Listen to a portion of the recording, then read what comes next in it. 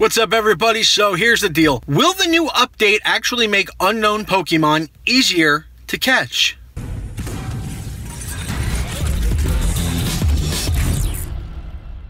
Alright, so first things first, everybody and their mother out there, and excuse the environment that I'm in because I just got this notification now and I felt the need to start recording it before the lights went out. I'm on my way home from this wonderful job that I have. Absolutely love it. But anyway, first things first. Everybody knows that there's a spring / summer / fall / winter / God knows when major update coming that basically has every data miner, rumor mill, and everything else you could possibly imagine going absolutely apeshit crazy as it is right now, trying to figure out what's going on. Now, most of the information we constantly get right now is from Dataminers. I love those guys, by the way, because honestly, at this point, we wouldn't know anything because Niantic Labs, their mouths are shut as a mousetrap right now, and they always are. I mean, for the love of God, we didn't even know about the shiny Pokemon until they came out with the water event they came out, a month ago. I mean, don't get me wrong, it was a nice surprise, and I really liked it, because in this day and age, trying to get anything that is a surprise is almost impossible. So I welcome it, so thank you very much. But sometimes it just creates these rumor mills that are absolutely unbelievable, and fortunately for us, the data miners out there allow us a lot of the information that we wouldn't normally have. We wouldn't know. I mean, really, what would we know? We get the code snippets from them, and they tell us, okay, well, this correlates to this, which is great. So I am extremely thankful for them and everything else. But at the same time, you don't know if that little snippet of code is going to come out with this update or the update in 2019. You really don't know. So you kind of got to take everything with a huge grain of salt. But at this point, I think it's safe to say that there is a major event coming. Or not really an event, should say, but a major update. It's going to change everything. It's going to change mechanics of the gyms. It's going to change the types of ways the Pokemon are found, the tracker, how they're calculated, the spoofing with the banhammers and everything else everybody likes to talk about. And not to mention, let me bring this up because I'm going to get to this a little bit later, but the majority of these people out there that are saying, oh, the banhammer this and banhammer that are cheating. It's a known fact.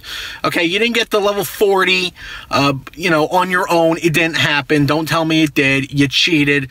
Stop being a hypocrite. Anyway, so that's for them, namely the people who I'm going to name in this article that I read.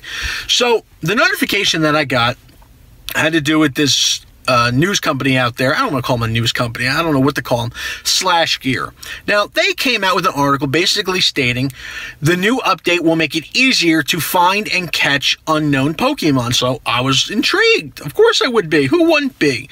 Unknown Pokemon, if you don't know this, are the most rare by a long shot Pokemon in the game that are available right now. And for the most part are going to be for quite some time.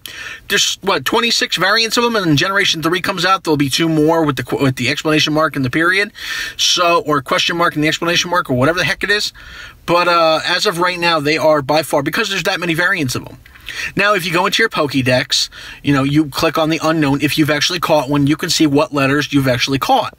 So that's good. Now, the problem is that apparently the way it's always worked with the tracker, and I don't know how they're so hard to find, it's not exactly the easiest thing to even notice, is that once you find one, you really don't want to find that same one all over again. You want to find another letter.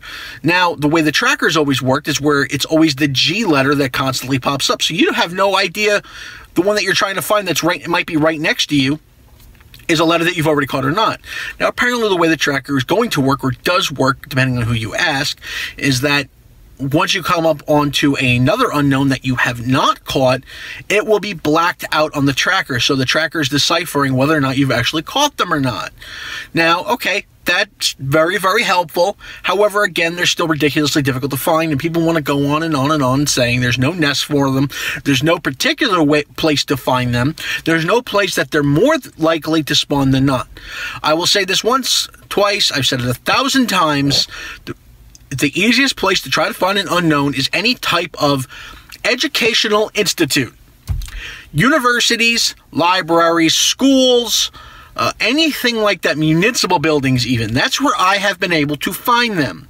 Now, you're not going to find them in massive quantities. You're going to find one in a blue moon, and trust me, I've had this happen. You find one, and then you go and find one of the same letter. It is extremely annoying, okay? But it's just the way it goes. Now, I've had the luck where I am next to a school, or a university particularly, so I've had more options, more opportunities than not to find them. Now, they don't pop up every day, but that's where you're more likely than not to find them. Every Pokemon in the game has a more likely or not place to find them. It's just the way the game is designed. Nothing is random, especially when it comes to a computer game. Nothing is random. Okay, everything is picked. It's just facts. There is nothing random about it. All right, so to say that there are no spawns or whatnot. But anyway, I'm getting off topic again. So basically, that is what the article that this company, or whatever you want to call them, Slash Gear, wrote. I have this article up on the screen right now. If you can decipher anything else from this, by all means, let me know in the comments. Also in the comments, don't forget to let me know how many you've caught and what letters you've caught, because I've got several that I still can't get.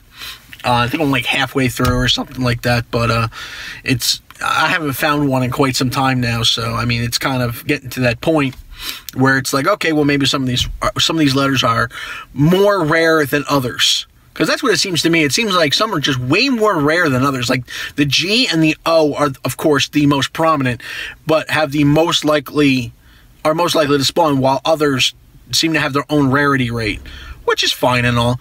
But for them to go and say that this is an update that's going to help you find no, it's not.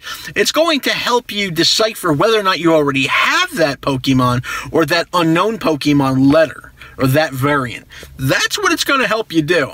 As for actually helping you to find them, nah, it's not going to do a damn thing.